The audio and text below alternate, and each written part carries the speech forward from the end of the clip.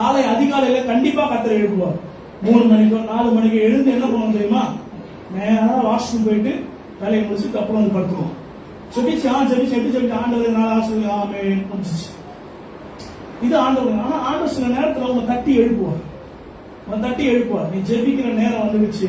நீ ஜெபிக்க ஏன் சில நேரத்துல ஏன் ஆண்டவர் தனிமைப்படுத்த அவரே தனிமைப்படுத்துவார்.